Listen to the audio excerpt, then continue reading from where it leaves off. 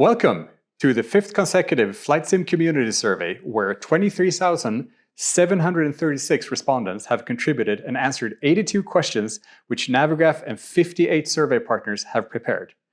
The number of respondents, partners, and questions make this survey the largest and most comprehensive of its kind. My name is Magnus Axholt. I'm the CEO and co-founder of Navigraph, and it's that time of the year when my colleagues and I walk you through some of the interesting highlights of this year's survey. Which is the most popular flight simulator platform? Which hardware do pilots prefer to use? Which future add-on releases are flight simulator enthusiasts looking forward to? These questions and more are going to be answered in this video. But first, some work leading up to this report. This year was not for the faint of heart. The survey team and I have moved well outside of our comfort zone. This year we switched survey platforms, revised the survey structure and reviewed all of the 82 questions, introduced artificial intelligence as an analysis tool, and also changed to a new data visualization tool. If you want to know more about these changes, I recommend reading the full-length report, which is available at navigraph.com/survey.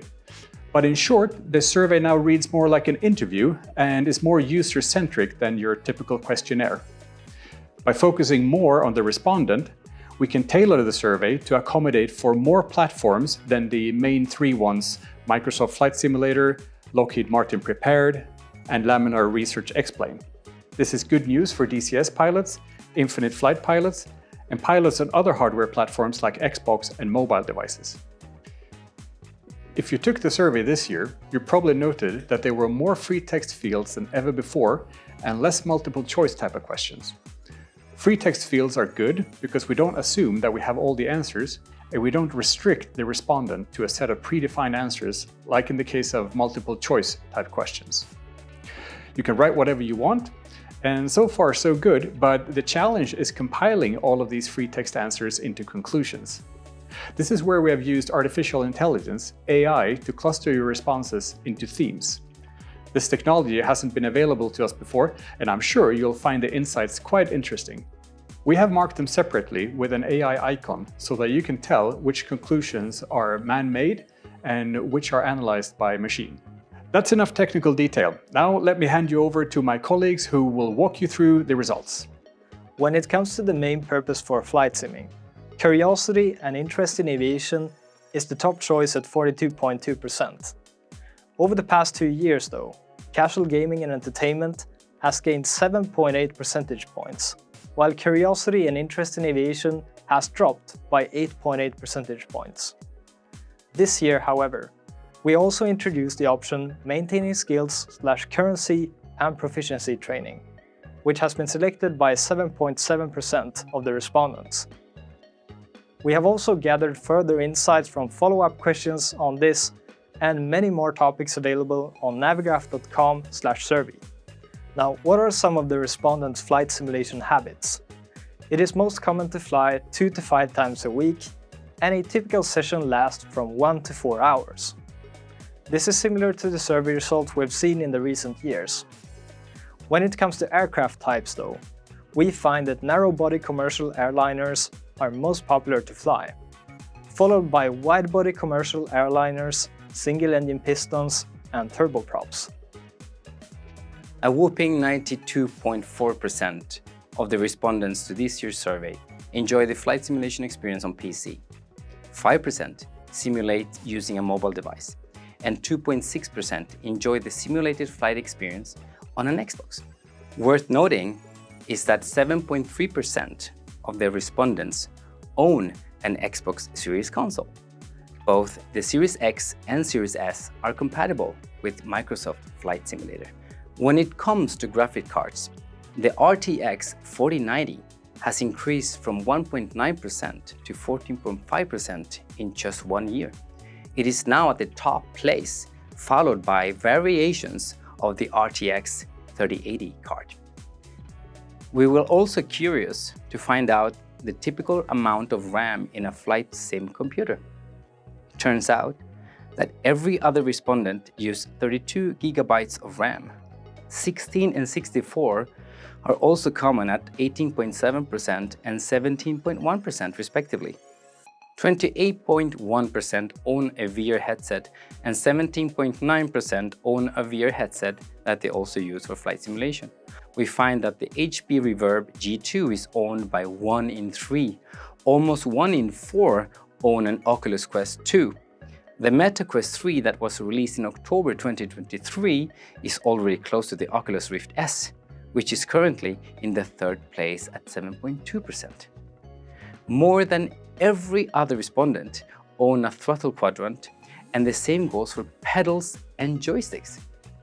The FlightSim community survey shows an interesting crossover.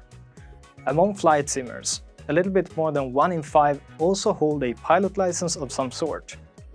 Now, what pilot license do the respondents have? So, about 50% hold a private pilot license and about 17% hold a commercial pilot license. When it comes to ratings, half of the pilots who responded to this question hold an instrument rating, and almost as many hold a night rating. 1 in 3 is rated to fly multi-engine aircraft, and the same percentage hold a complex airplane rating. Pilots also got follow-up questions on simulation in relation to their training. Just over 3 in 4 got their simulator either before or during their flight training. And 4 in 5 pilots have stated that their simulator interest has facilitated their pilot training. We also asked pilots how it has facilitated their training. With help from AI, we analyzed the free text fields, and the results suggest that the simulator has been helpful for IFR training, but also to gain fundamental knowledge and inspiration. And finally, among those who are not real-world pilots, over 28% of the respondents are considering taking real-world lessons within the next year. The FlightSim community survey would not be complete without some insights on the popularity of different flight simulator platforms. When we asked the respondents the question, which one is your primary flight simulator?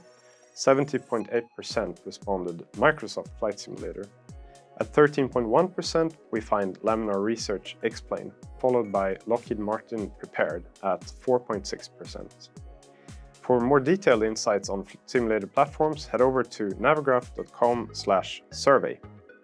Microsoft announced earlier this year that a successor is coming to Microsoft Flight Simulator in 2024.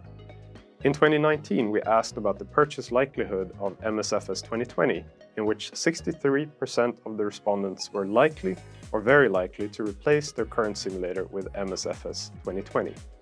This year, we find that more than 73% of the respondents are likely to purchase the new MSFS 2024. As a follow-up, we also asked what they would like to see in the upcoming Microsoft Flight Simulator. We analyzed the text fields with the help from AI, and the results suggest that performance and FPS optimization is at the top of the wish list.